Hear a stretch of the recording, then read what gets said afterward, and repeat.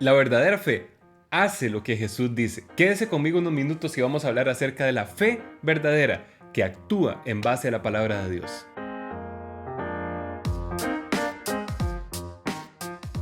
Hola, mi nombre es Álvaro Peralta y bienvenidos a Agentes de Cambio. Estamos en esta serie de fe donde estudiamos la palabra de Dios con detenimiento, con calma y vamos poco a poco entrando y desarrollando los temas que estudiamos. Estamos hablando de una fe verdadera y hablamos al principio de una fe fingida, una fe falsa. Versus una fe verdadera, una fe real. Hablamos también acerca de la fe que conoce, de esa fe que realmente conoce, versus una fe que está simplemente fundada en lo que ha escuchado que alguien dice de la palabra de Dios. Y hoy vamos a hablar finalmente de la fe que está fundada en la roca, o de la persona que está fundada en la roca. Y dice que hemos venido leyendo los Romanos capítulo 3 y versículo 3, dice: ¿y qué dice el apóstol Pablo si han sido incrédulos algunos de los judíos? Dice, su incredulidad, hará nula la fidelidad de Dios, es decir, su incredulidad hará que Dios deje de ser fiel a su palabra. Y se contesta, dice, de ninguna manera, es imposible, ni siquiera piensen en esto. No, porque a alguien no le haya funcionado o alguien diga que no le ha funcionado la fe, nunca piense que es porque Dios dejó de ser fiel. Todo lo contrario, sea Dios veraz, dice Pablo, sea Dios demostrado verdadero y todo hombre mentiroso. ¿Por qué? Porque nosotros estamos fundados porque Jesús, Dios, es absolutamente veraz, es absolutamente verdadero y todo lo que Él dice lo cumple. Sus promesas, nuestra herencia en Cristo Jesús, todo lo que Él nos ha dado lo cumple. Vamos a ir a Mateo 7:24 y vamos a leer un poco acerca de la parábola de los dos cimientos. Dice lo siguiente: cualquiera pues que me oye estas palabras y las hace, le compararé a un hombre prudente que edificó su casa sobre la roca. Y este pasaje de la Biblia es muy conocido por la mayoría de los creyentes, porque siempre hablamos de que Jesús es la roca. Pero es importante entender, y es cierto que Jesús es la roca hasta cierto punto, pero esa no es la verdad completa. Es importante entender cuál es la verdad completa de lo que está diciendo Jesús en este pasaje. Dice: cualquiera pues que me oye estas palabras y las hace, le compararé a un hombre prudente que edificó su casa sobre la roca. Descendió lluvia y vinieron ríos y soplaron vientos y golpearon contra aquella casa y no cayó, porque estaba fundada sobre la roca. Pero cualquiera que me oye estas palabras y no las hace, le compararé a un hombre insensato que edificó su casa sobre la arena. Y descendió lluvia y vinieron ríos y soplaron vientos y dieron con ímpetu contra aquella casa y cayó, y fue grande su ruina. Y cuando terminó Jesús estas palabras, la gente se admiraba de su doctrina. Entonces, Jesús dice: cualquiera que me escucha y hace lo que yo digo, dice, le compararé a un hombre prudente que edificó su casa sobre la roca. Dice que vinieron la lluvia, los vientos, pero que la casa no cayó porque estaba fundada sobre la roca. Entonces, los creyentes estamos llamados a vivir por fe. Por fe no solamente en Dios, no solamente en Jesús como Salvador, sino por fe en Dios. En lo que Dios dice, en la palabra de Dios. Jesús es la palabra de Dios, claro que sí. Jesús es la roca, claro que sí. Pero Jesús está hablando aquí de que cualquiera que le escucha y que hace, dos componentes, que lo escucha, Jesús es la palabra, escucha a Jesús y hace, actúa, tiene una acción correspondiente de fe. ¿Sabe? Hay personas, dice Jesús en el versículo 4, 21, ahí mismo, dice: no todo el que me dice Señor, Señor, entrará en el reino de los cielos, sino el que hace la voluntad de mi Padre que está en los cielos. No todos los que le dicen Señor, Señor van a entrar al reino de los cielos, sino el que hace la voluntad de Dios, el que escucha la palabra de Jesús y la ejecuta. Entonces, hablamos de una fe falsa versus una fe verdadera. Cuando estos dos hombres construyen sus casas, uno en la arena, el otro en la roca, uno en la supuesta fe o en la certeza de cosas que tal vez no están fundamentadas en la palabra de Dios, que realmente no cree. Y el otro que no solamente conoce la palabra de Dios, sino que la hace, la ejecuta, la pone en práctica, construye sobre la roca.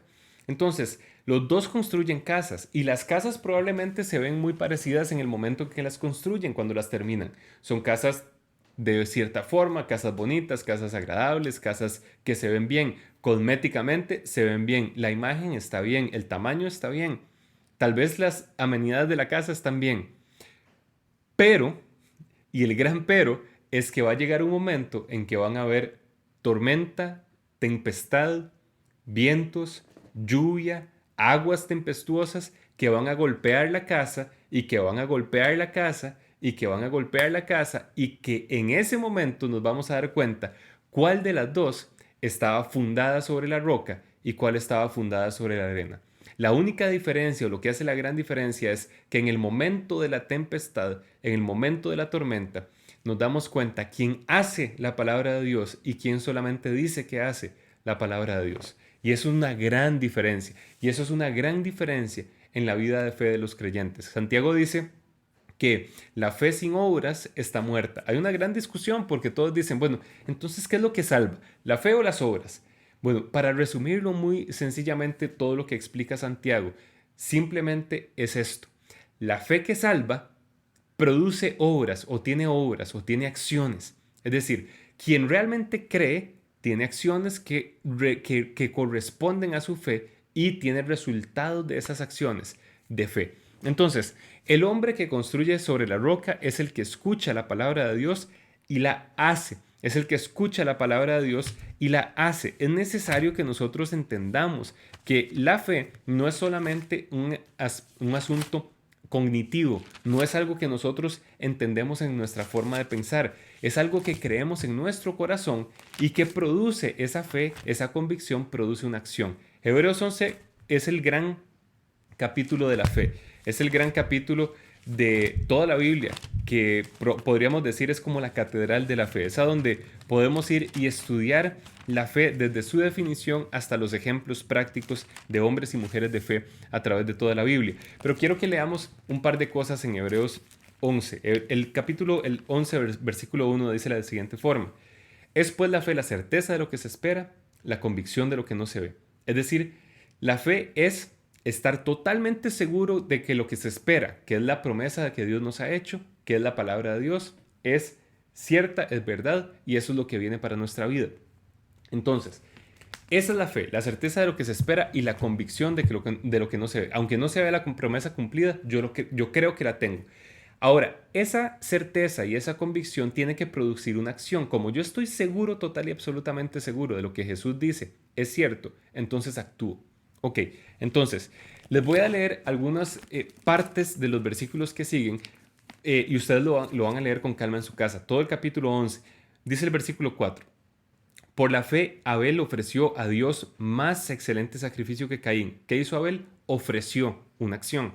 Por la fe, Enoc fue versículo 6, dice que sin fe es imposible agradar a Dios. Versículo 7 dice, por la fe Noé, cuando fue advertido por Dios acerca de las cosas que aún no se veían, con temor preparó el arca en que su casa se salvase. ¿Qué hizo Noé? Preparó el arca.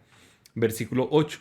Por la fe, Abraham, siendo llamado, obedeció para salir a ir al lugar que había de recibir como herencia y salió sin saber a dónde iba. ¿Qué hizo Abraham? Salió para ir a recibir como herencia. Por la fe, dice también la misma Sara, versículo 11, siendo estéril, recibió fuerza para concebir y dio a luz aún fuera del tiempo de la edad. Recibió fuerza. Versículo y podemos, para no seguir leyéndolos, ustedes lo pueden leer en su casa, porque cada una de esos relatos de los hombres y mujeres de fe tiene una constante, tiene una variable que no cambia. Todos actuaron. Creyó y actuó. Por la fe actuó, por la fe ofreció, por la fe salió, por la fe preparó, por la fe concibió. Siempre hay una acción de fe. Entonces, ¿qué es lo que les quiero decir? Muchas veces nosotros llamamos como cristianos, decimos que Jesús es nuestro Señor, que Jesús es nuestro Señor. Y lo que les voy a decir puede sonar un poco duro, entonces tómelo con calma, pero si nosotros decimos que Jesús es nuestro Señor, y Señor significa quien está por encima de nosotros, quien nos gobierna, a quien nos sometemos, a quien obedecemos, deberíamos obedecer todo lo que Él dice y todo lo que Él dice deberíamos ponerlo en acción. Por eso Jesús dice que aquel que escuchó sus palabras y las hace, es comparable a uno que construyó su casa sobre la roca. No solamente porque escuchó su palabra, sino porque la actuó, la puso en práctica. La creyó, por supuesto, y la puso en práctica. Pero entonces muchos dicen, bueno, yo creo, Jesús es mi Señor, ¿ok? Yo creo en Jesucristo, ¿ok? Él es mi Señor, ¿ok? Pero cuando nos preguntamos y nos contrastamos contra la palabra de Dios y nos preguntamos si realmente Jesús es nuestro Señor, puede ser que nos demos cuenta que en algunas áreas tenemos otras prioridades y otros señores. Déjenme ponerles un ejemplo clásico. Filipenses 4:6 dice, por nada estéis afanosos, si no sean conocidas delante de Dios todas vuestras peticiones con oración y ruego y con acción de gracias. Por nada estéis afanosos o por nada estén preocupados es una orden, no es una sugerencia. No es una sugerencia, es un mandato de Jesús. No se preocupen por nada. Pero usted se preocupa por sus finanzas. Y usted se preocupa por la salud de sus hijos. Y usted se preocupa por las cosas que tiene que suplir en su casa.